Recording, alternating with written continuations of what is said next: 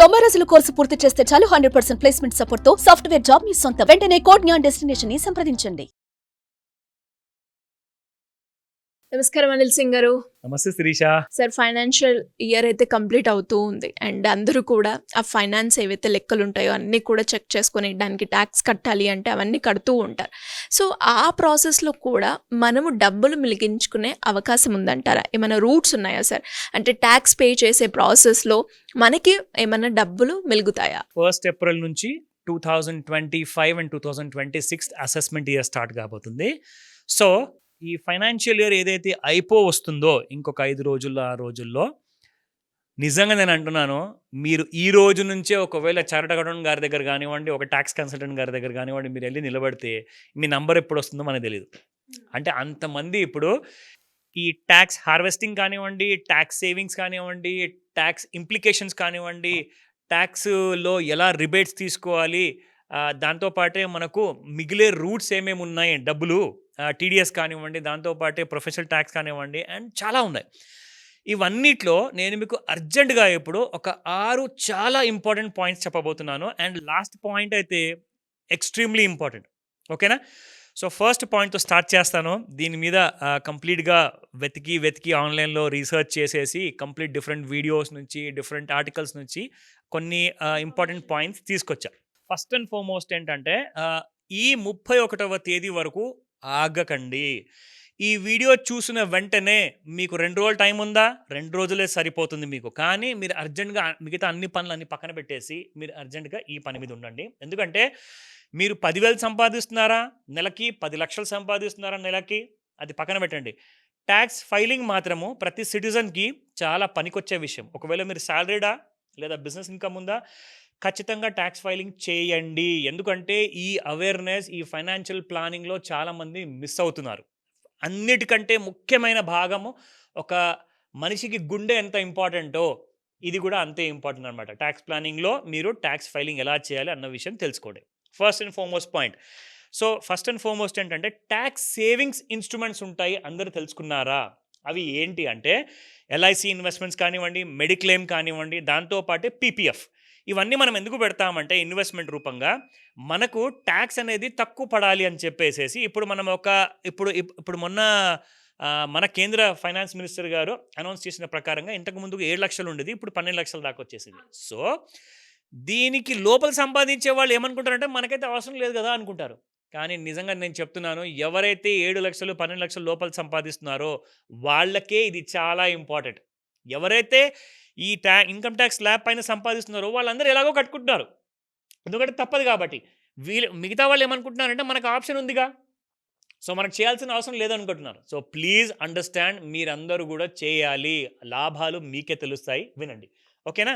So first and foremost ఏంటంటే, మీరు ఇందులో కంప్లీట్ చేసేసుకోండి. ఒకవేళ మీరు ఏదైనా ఎల్ఐసి కొనలేకపోతే, మీకు ట్యాక్స్ స్లాబ్ లోపలే ఉందనుకోండి, అయినా కానీ మీకు ఇది పనికొస్తుంది. ఎందుకంటే దీనివల్ల మీరు సంవత్సరానికి కట్టే ఏదైతే 1000 రూపాయల నుంచి 9,000 రూపాయల వరకు ట్యాక్స్ అమౌంట్ ఏదైతే ఉంటుందో, సంవత్సరానికి ఒకసారి కడతారు కదా, అది కూడా మీకు మిగులుతుంది. నేను నిజంగా చెప్తున్నాను, చిన్న చిన్న శాలరీ ఉన్న వాళ్ళకి 1000 రూపాయలు మిగిలిన పెద్ద విషయం కాదా అండి? సంవత్సరానికి ఒకసారి మనం ఎందుకు కట్టాలి, ఇంత చెమటోడ్చి మనం కష్టపడుతున్నప్పుడు అని చెప్పి అనుకుంటున్నప్పుడు మీరు ఇది ట్యాక్స్ ఫైల్ చేయండి, మీకు చాలా డబ్బులు మిగులుతాయి. ఇది ఒకటని కాదు. సెకండ్ పాయింట్ వినండి. నా ఎవరైతే ఎంప్లాయీగా పనిచేస్తున్నారో వాళ్ళ ఎంప్లాయర్ దగ్గర వెళ్ళేసేసి ఎన్పిఎస్కి వాళ్ళ కాంట్రిబ్యూషన్ చేశారా లేదా అన్నది ఇమ్మీడియట్గా మీరు తెలుసుకోండి. ఎందుకంటే ఇది 31 మార్చి ముందే చేసేసుకోవాలి. గత సంవత్సరం 1 ఏప్రిల్ నుంచి 2024లో 2025 31 మార్చ్ లోపు ఎన్పిఎస్ అంటే నేషనల్ పెన్షన్ సిస్టమ్ ఏదైతే ఉందో దాని వైపు మీ కాంట్రిబ్యూషన్ అయితే మీ జీతం ఇచ్చే ముందే కట్ చేసేసుకుంటారు. కానీ ఎంప్లాయర్ దగ్గర నుంచి కూడా కాంట్రిబ్యూషన్ కట్ చేసి మీ అకౌంట్లోకి వచ్చిందా లేదా బిఫోర్ 31 మార్చే అది కూడా కంప్లీట్ చేసుకోండి. మూడోది, ట్యాక్స్ లయబిలిటీ అంటే ప్రభుత్వానికి మీరెంత కట్టాలి. ఆ లయబిలిటీ అంటే మనకు కూడా అదొక తల మీద అదొక భారం లాంటిదే. సో అది తెలుసుకోండి. అది ఎలాంటిది ఉంటుందంటే, మీరు ఏదైతే 10,000 లేదా 10,000 పైన ఒకవేళ మీకు ట్యాక్స్ అమౌంట్ కట్టేది ఉందనుకోండి, అంటే మీకు ఒకవేళ ఆదాయం 12 లక్షల పైన ఉంది, దాని మీద మీరు 10,000-15,000 వరకు మీకు ట్యాక్స్ అమౌంట్ వచ్చిందండి, మీరు కట్టాలి. అది ఒకవేళ 10 లేదా 10,000 పైన ఉంటే ఇమ్మీడియట్గా 31 మార్చ్ ముందే కట్టేసుకోండి. అయితే ఏంటి లాభము? 31 మార్చ్ తర్వాత నేను ఎలాగో ఫైలింగ్ చేస్తాను కదా, అప్పుడు కట్టుకోవచ్చు కదా. నాకు జూలై 31 వరకు టైం ఉంటుంది కదా, అక్కడే మీరు పప్పులో కాలేస్తున్నారు. ఎందుకంటే మీరు 31st మార్చ్ తర్వాత అబౌవ్ 10,000 మీ ట్యాక్స్ ఉంటే దాని మీద మీరు పెనాల్టీలు కట్టాలి, ఇంట్రెస్ట్ కట్టాలి. అదే ఒకవేళ మీరు 31st మార్చ్ ముందే కట్టేశారనుకోండి, మీకు పెనాల్టీలు తప్పిపోతాయి అండ్ దాంతోపాటు ఇంట్రెస్ట్ కూడా కట్టాల్సిన అవసరం లేదు. సో ఉంది కదా మీకు ఇందులో benefit news. So third point అయిపోయింది. నా ఫోర్త్ వెరీ ఇంపార్టెంట్ ఏంటంటే, ఎవరి దగ్గర అయితే కొన్ని షేర్స్ కొనుక్కొని పెట్టుకున్నారో కొన్ని సంవత్సరాల నుంచో నెలల నుంచో, ఎవరి దగ్గర అయితే ప్రాపర్టీ ఉందో ఆ ప్రాపర్టీలో ఎవరైతే ప్రాఫిట్ తెచ్చేసుకుంటున్నారు కదా, అంటే ఫర్ ఎగ్జాంపుల్ నేను గత సంవత్సరం ఫైనాన్షియల్ ఇయర్లో నేను ఒక ప్రాపర్టీ అమ్మానండి. నాకు ఒక పెట్టిన ₹1,00,000 నాకు ఒక 5 లక్షల రూపాయలు వచ్చాయి. ఎగ్జాంపుల్ చెప్తున్నాను. అంటే మీరు ₹1,00,00,000 పెడితే 50 లక్షలు ప్రాఫిట్ వచ్చింది అనుకుందాం ఎగ్జాంపుల్. అలాంటప్పుడు మీరు long term capital gains tax అది కూడా కట్టాల్సిన సమయం 31st మార్చ్ లోపలే. You have to immediately pay. ఎందుకంటే దాన్ని కూడా మీరు డిలే చేశారనుకోండి మళ్ళీ మీకు ప్రాబ్లమ్స్ ఎదురయ్యే అవకాశాలు ఉంటాయి. సో ఈ విషయంలో మీరు కావాలంటే మీ ట్యాక్స్ కన్సల్టెంట్ని కూడా అడిగి మీరు తెలుసుకోవచ్చు. ఓకేనా? నా coming to the 5th point, ITR-U గురించి ఎవరైనా విన్నారా? ITR అంటే తెలుసు, ఇన్కమ్ ట్యాక్స్ రిటర్న్స్. కానీ యూ అంటే ఏంటి? యూ అంటే ఇట్స్ నాట్ యూ, మీరు కాదు. యూ అంటే అప్డేటెడ్. అయితే ITR-U వల్ల మీకు లాభం ఏంటో చెప్తా. ఫైనాన్షియల్ ఇయర్ ఫర్ ఎగ్జాంపుల్ 2021-22 అండి. దాని అసెస్మెంట్ ఇయర్ ఎప్పుడు ఉంటుంది తెలుసా? నెక్స్ట్ ఇయర్ ఉంటుంది అనమాట. 2022-23 మీకు అసెస్మెంట్ ఇయర్ అయిపోతుంది. అయితే మీరేం చేయాలంటే ఈ 31st మార్చ్ ముందు మీరు ఇది ఒకవేళ ఫైలింగ్ చేశారనుకోండి, అప్డేటెడ్ ITR-U అనేది, మీకు చాలా డబ్బులు మిగులుతాయి. దానివల్ల మీకు చాలా బెనిఫిట్స్ వస్తాయి, లోన్స్ వస్తాయి, మీరు ఎలిజిబిలిటీకి ఉంటారు. సో ఇవన్నీ కూడా మీరు తెలుసుకోవాలి. ఈ డీటెయిల్ 1 by 1 ఫాలో కాండి. నా 6th one, last but not the least, అన్నిటికంటే ఇంపార్టెంట్ అండి. ఇప్పుడు ఇవాళ రేపు షేర్స్లో ఎవరు పెట్టుబడి పెట్టట్లా నాకు చెప్పండి. ఎందుకంటే మనం క్రియేట్ చేసిన అవేర్నెస్ వల్ల కొన్ని లక్షలాది మంది చిన్న చిన్న పెట్టుబడులు పెడుతున్నారు. అది నెలకు 500 అంటారా, నెలకు 5,000 అంటారా, 10,000 అంటారా, లక్షల్లో కూడా పెట్టే వాళ్ళు ఉన్నారండి. స్టాక్ మార్కెట్లో ఫ్యూచర్స్లో కానివ్వండి, స్టాక్ షేర్స్లో కానివ్వండి. వీళ్ళందరికీ కూడా ఒక హ్యాపీ అండ్ గుడ్ న్యూస్ ఏంటో చెప్పనా? మొన్నటిదాకా లాస్ట్ ఇయర్ 2024 అక్టోబర్ నెల నుంచి మార్చ్ 1st వీక్ వరకు మార్కెట్స్ కుప్పకూలాయి, బాగా పడ్డాయి. అయితే ఎవరైతే ₹1,00,000 పెట్టేసేసి 1,50,000 వరకు ప్రాఫిట్లో ఉండే కదా, అది కాస్త ఇంకా ఎక్కువ పెరుగుతుంది కదని చెప్పి ఆశతో చాలామంది అలాగే ఉండిపోయారు. కానీ అక్టోబర్ నుంచి ఏం జరిగింది తెలుసా? మీ ₹1,00,000 ప్రాఫిట్ కాస్త 50,000 ఎక్కువ వచ్చింది కదా 1,50,000 వరకు. ఆ 1,50,000లో మీకు 50,000 ప్రాఫిట్ పోయింది. ప్లస్ మీ పెట్టిన పెట్టుబడిలో ఇంకొక 50,000 లాస్ కూడా వచ్చింది మీకు. అంటే మీరు ఎంత ప్రాఫిట్లో ఉన్నట్టు? మీరు ప్రాఫిట్లో లేనట్టు, మీరు లాస్లో ఉన్నారు.